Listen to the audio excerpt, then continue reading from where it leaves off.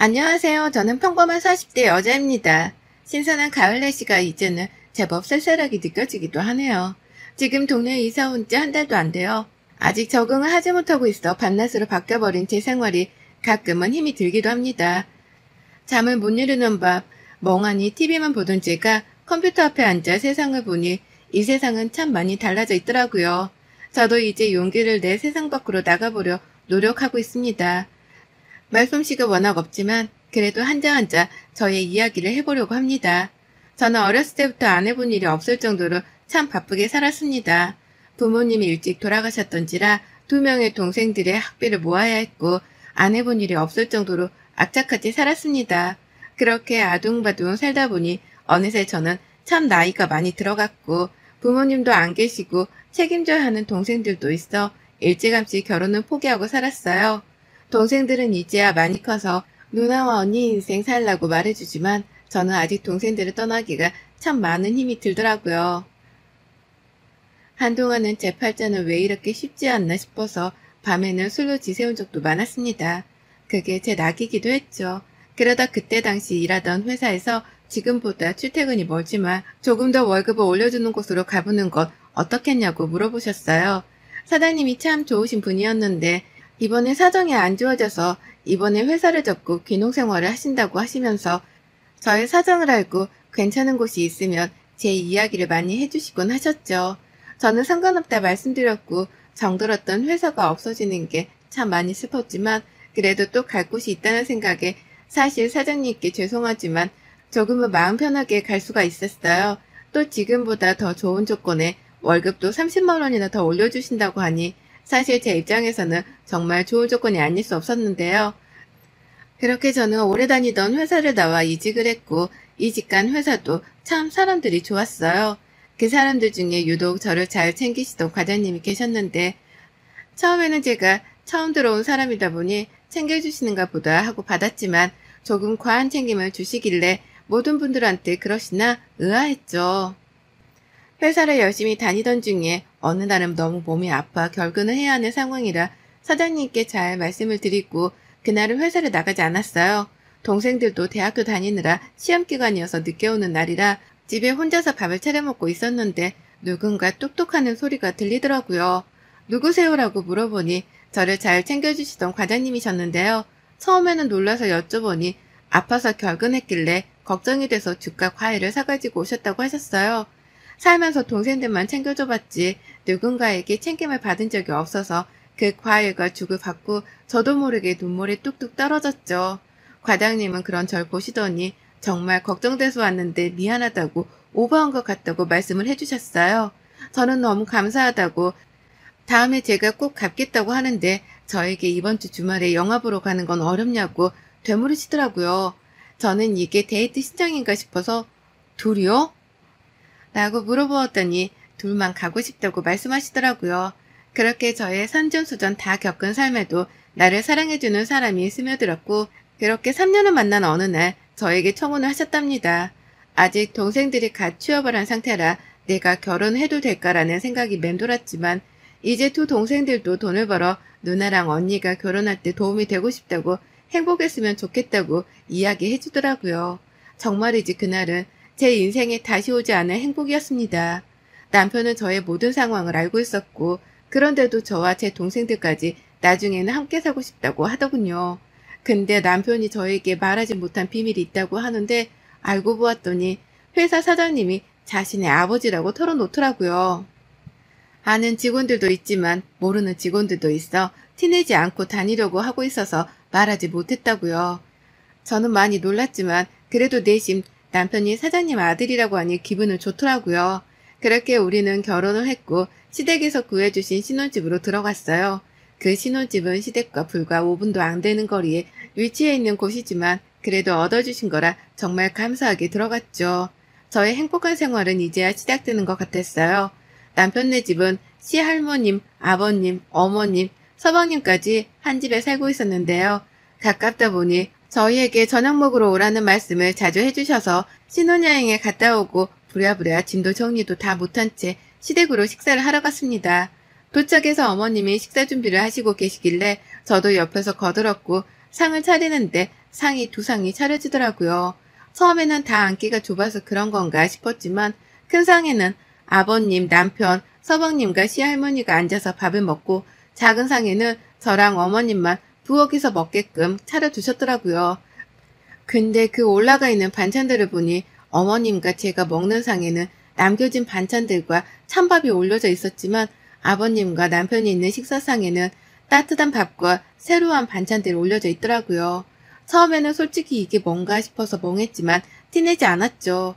당황스러웠던 식사 시간이 끝나고 설거지도 하고 뒷정리하는데 시할머님이 오시더니 아까 큰 상에서 남았던 국들과 반찬들을 다 라겐나통에 싸시더라고요. 저는 다시 넣는가 보다 하고 설거지를 하는데 저보고 갑자기 가져가서 먹으라고 하시네요. 그러면서 민수랑 그거 절대 주지 말고 새로 반찬한 거 담아놨으니까 그거 가져가서 먹이라고요. 그 말을 듣고 너무 당황스러웠지만 할머님인지라 네 대답하고 말았어요. 집에 오는 길에 남편에게 물었죠. 원래 여보네 집은 남자랑 여자랑 따로 먹어야 하는 거야? 언제부터? 라고 물으니 나는 어릴 때부터 그래서 당연한 건 줄 알았는데 군대 대학교도 가고 사회생활을 해보니 우리 집이 조금 유난인 것 같더라고. 자기 많이 놀랐지. 내가 자기 올 때는 다 같이 먹자고 해도 할머니가 안 된다고 하시니 원 노인네가 좀 고시 시간 꽤 있어 라고요. 기분이 좋지 못했지만 남편이 또 그렇게 말해주니 내 생각을 안 하는 건 아니구나 싶었어요. 저는 이걸로 그렇게 시댁을 자주 가지는 말아야겠다 싶었죠. 그렇게 결혼하고 한 달이란 시간이 흘러 첫 월급날이 되었고 저는 남편에게 우리 월급을 서로 통장에 넣어놓고 같이 관리하자고 합의를 보았는데요. 근데 월급날인데도 불구하고 월급이 저녁까지도 들어오질 않는 거예요. 항상 사장님이 아침에 넣어주시는데 오늘은 까먹으셨나 싶었죠. 남편과 퇴근하고 가는 길에 여보 혹시 월급 들어왔어? 아버님이 이번에 까먹으셨나? 물어보니 아 월급? 이제 우리한테는 아마 내일 들어올 거고 아빠가 관리할 거야 라고요. 그래서 제가 아버님이 관리하신다고? 무슨 소리야? 라고 되물으니 저희가 돈을 잘 못 모을 것 같아 이제 시댁에서 관리하면서 저희에게는 최소 생활비만 주신다고 했다고요. 그래서 나중에 돈 모아서 애기도 키우고 더 큰 집으로도 이사 간다고요. 솔직히 이 말을 듣고 머릿속이 띵했어요. 남편 월급이야 그렇다 치는데 제 월급까지 이러시니 저는 남편에게 그건 안 될 것 같다고 결혼 전에도 말했지만 동생들 앞으로 둔 적금도 내야 하고 동생들 결혼하면 내가 많이는 아니더라도 혼수랑 집 보태는 데에는 어느 정도 해주려고 모으고 있다고요. 남편은 그런 거 다 아빠가 알고 있으니 모아주실 거라고 하는데 저는 안 된다고 계속 말했죠. 그랬더니 그럼 이번 주에 자기가 가서 한번 다시 말해보겠다고 하고 그렇게 대화를 끝냈어요. 이때부터 시작이라는 걸 알았어야 했을까요? 더 빨리 눈치채지 못한 제가 문제였을까요? 그때부터 한 달, 두 달, 세 달이 지나 일은 정말 많이 하는데 생활비를 정말 최소한만 주시더라고요. 이뿐만이 아니라 매번 시댁에도 일주일에 한 번씩은 오라고 시할머니께서 저에게 전화를 하세요. 남편이 장손이기 때문에 두루두루 가족들을 잘 챙겨야 한다고요. 어느 날은 시댁에 가면 꼭 기다렸다는 듯이 저에게 손빨래를 시키세요. 어머님이 하신다고 하셔도 시할머니가 저에게 이런 건 세탁기 돌리지 말고 손빨래 해야 한다고 네가 야무지게 잘하게 생겼으니 저보고 하라고요. 그렇게 시댁만 갔다 오면 저는 극도로 예민해져 있었고 남편은 그런 제 눈치만 보고 있는 생활들이 이어졌어요. 이런 생활이 반복되니 저는 살이 결혼하고 나서 7kg 가까이가 빠진 만큼 힘이 들었는데요. 회사 일에 집안일에 시댁 가서 또 일하는데 제대로 먹는 건 없으니 당연히 살이 빠질 수밖에 없었네요. 그러다 동생들이 신혼집에 놀러와 제 얼굴을 보는데 반쪽이 돼 있는 모습을 보고 무슨 일이냐 물었지만 차마 동생들이 걱정할까 사실대로 말하기는 어려웠어요. 한 달, 두 달, 세 달, 네 달, 이제는 전화만 와도 진저리가 끼칠 정도였는데요. 그러던 어느 날 정말 몸이 아파서 도저히 일어나지를 못하겠는데 또 시어머니가 전화와서 저녁 먹으러 오라고 하셨어요. 남편이 오늘 와이프가 아파서 못 갈 것 같다고 다음에 가겠다고 말씀을 드려도 걔가 뭐가 아프냐 다 꾀병이다 너라도 와라 계속 전화기에 대고 말씀하셨어요. 도저히 저는 못 갈 것 같아서 남편에게 이야기를 하고 남편 혼자라도 갔다 오라고 그렇게 보냈는데요. 오랜만에 집에 혼자 있고 시댁에도 가지 않으니 세상 편하더라고요. 아팠지만 저도 모르게 미소가 지어진 만큼 좋았네요. 그러다 어느 날 여동생에게 전화가 와 남동생이 지금 교통사고로 많이 다쳐서 병원에 있으니 빨리 와보라고요. 남편이랑 지갑만 챙겨서 가보니 동생이 지나가다 뺑소니를 당해 수술을 급하게 해야 하는 상황이었어요. 우선 빨리 수술이라도 해달라고 하고 수술비 마련을 해야 해서 남편에게 지금 아버님께 얘기해서 보내달라고 하자. 그걸로 우리 돈 모아주신다고 하셨으니 그래도 몇천원 있지 않겠냐고 막 그랬죠. 남편이 아버님께 전화해서 물으니 돈이 없다고 했대요. 너희 돈 내가 가지고 있었지만 너희 뭐 차 유지하는 비용이나 집 비용, 우리 집에 와서 먹는 식재료 등 다 써서 많지 않다고요. 도대체 이거 무슨 말인가 싶어서 차 유지 비용은 그렇다 치는데 집은 아버님이 해주신 걸로 알고 있고 식재료는 저희가 안 가겠다고 해도 매번 오라고 해서 가는 건데 이게 어떻게 돈이 들어가냐고요. 그런데도 돈이 없는 걸로 모르쇠를 하시더라고요. 우선 급한 대로 빨리 수술비를 내야 하는 상황이니까 동생들 주려고 모아뒀던 통장을 깨고 친한 친구가 한 명 있는데 자초지종을 설명해서 겨우 수술비를 마련했어요. 다행히도 동생은 수술을 잘 마쳤고 한동안은 병원에 입원해야 한다고 했죠. 저는 병원비도 많이 들어가니 시댁에서 이제 더 이상 월급을 우리가 관리하겠다고 말씀드리자고 남편에게 이야기를 건넸어요. 남편도 월급을 제대로 못 받으니 좀 그랬는지 같이 가서 이야기하자 하더라고요. 그렇게 시댁으로 찾아갔고 아버님께 이만저만한 상황이라 돈이 쓸 곳이 많다. 그럼 지금까지 저희 돈은 정확히 얼마나 나갔고 얼마가 남았는지 말씀해달라. 그럼 그 얼마가 남은 것만이라도 주시고 월급은 앞으로 그냥 저희에게 넣어달라고요. 이 얘기를 들으시더니 아버님께서 버럭 화를 내시면서 너희 나를 못 믿냐고 시할머니랑 둘이 계속 소리만 고래고래 지르셨어요. 남편은 일한 만큼 돈을 받아가는 건데 왜 돈을 이것밖에 안 주냐면서 따지는데 한 번도 안 따지던 아들과 손자가 따지니 또 할 말이 없으신지 가만히 계시더라고요. 우선 알겠다고 하시고 다음 달부터 원래대로 월급을 넣어주신다고 약속하셨어요. 그렇게 저는 일단락 되는 줄 알았고 동생이 재활치료까지 받아야 하는 상황이라 매일 회사 끝나고 병원에 가고 동생 챙기고 집안일, 회사일 하느라 하루가 어떻게 가는지도 모를 정도로 열심히 살았어요. 그러다 보니 시댁이 조금 소홀했다고 생각하셨는지 시할머니께서는 또 불티나게 저에게 전화를 걸어 집으로 당장 오라고 하시더군요. 남편이랑 곧바로 찾아뵈었고 시할머니는 오자마자 남편을 와락 안으시면서 우리 장수 너무 보고 싶은데 안 와서 이 할미가 얼마나 서운하던지 하면서 앉으라고 하더군요. 저에게는 너는 빨리 가서 애미나 도와. 애미가 너가 안 오니까 혼자 푸은 일을 다 하더라. 라고요. 여전하시구나 생각하면서 그렇게 또 열심히 밥을 차리고 과일까지 내오고 치우고 있는데 저보고 웬일인지 시할머니께서 물으시네요. 너희 동생은 좀 어떠냐? 아, 전보다 많이 좋아져서 지금은 재활치료를 꾸준히 받고 있어요. 뭐 재활? 그거 돈 많이 들어가는 거 아니냐? 그렇긴 한데 일상생활로 돌아가기 위해서는 꼭 필요하기도 해서요. 라고 했죠. 그랬더니 시할머니 입에서 나오는 소리가 제가 가지고 있던 이성의 끈을 놓게 만들었어요. 네 동생은 왜 싸돌아다녀서 그러냐? 그렇게 살 거면? 이러면서 뒤에 말이 죽는 게 더 낫지. 이렇게 나지막히 속삭이시는 거예요. 처음엔 제 도기를 의심해서 할머님 지금 뭐라고 말씀하신 거예요? 라고 물으니 자기는 아무 말도 안 했다 이러면서 부엌에서 나가시려고 하시길래 다시 한번 되물었어요. 지금 저랑 이야기하시다가 동생 얘기하면서 죽는 게 낫다고 나지막히 속삭이지 않으셨어요? 너는 귀도 팍다 참 이러시는 거예요. 원래 이기적인 분인 것도 알고 그렇게 배려나 마음 씀씀이가 없는 것도 알고 있었는데 노망이 나신 것도 아니면서 저런 말을 하시니 저는 결혼하고 처음 시댁에서 큰 소리를 낼 수밖에 없었어요.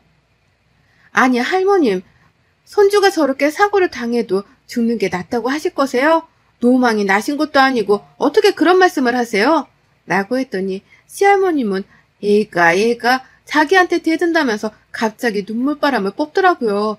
저는 있는 그대로 남편과 시부모님 앞에서 말씀을 드렸고 시아버지는 노인네가 한 말 가지고 뭘 그리 욱하냐고 되려 말씀하시더라고요.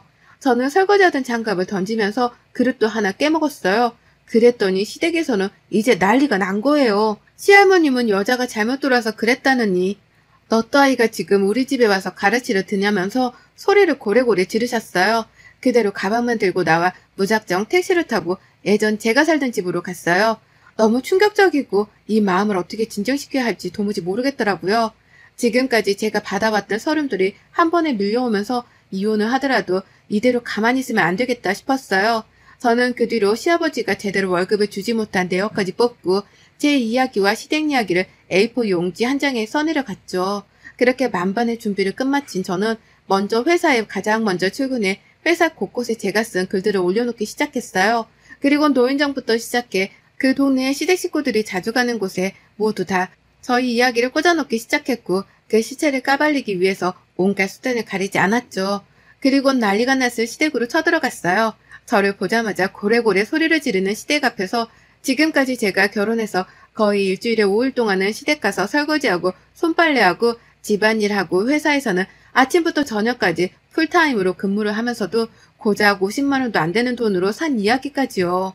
다행히도 제가 남편이랑 아직 혼인신고를 못하고 살다 보니 아직 정식 가족이 아니라서 지금까지 아버님께서 돈으로 했던 만행들을 저는 노동청에 신고를 하겠다고요. 계약서 쓰지 않은 것부터 시작해 야근에도 야근 수당도 챙겨주지 않고 심지어 월급의 반의 반도 안 되는 돈으로 주셨다. 신고해서 내가 받는 돈이 없더라도 회사에 돌아오는 타격은 심할 거라고 또박또박 말했어요. 그제서야 달려온 남편에게도 똑똑히 말했어요. 혼인신고도 안 했지만 더 이상 함께하지 말자고요. 그렇게 시댁 식구들을 뒤로한 채 저는 다시 제가 살던 곳으로 돌아왔고 변호사까지 선임해 회사에서 일하면서 못 받았던 돈들과 회사에 타격이 갈 수 있을 만한 모든 증거들을 제출했어요.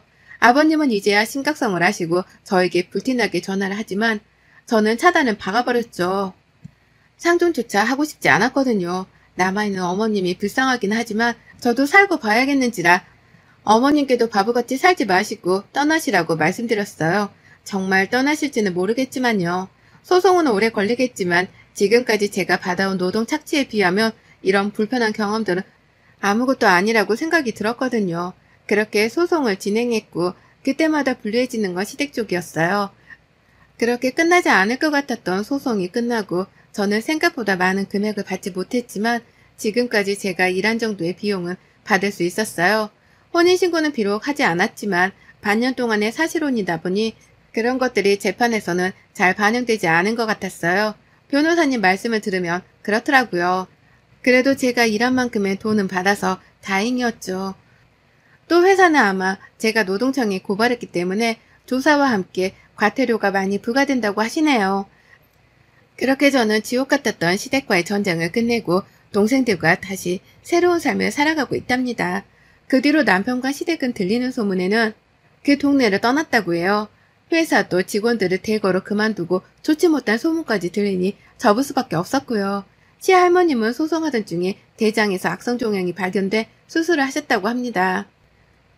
나이가 원래도 많으셨지만 동네에 매일 돌아다니시다가 이제 자기가 잘못한 일들이 낱낱이 밝혀지니 아무도 대꾸를 안 해줬겠죠.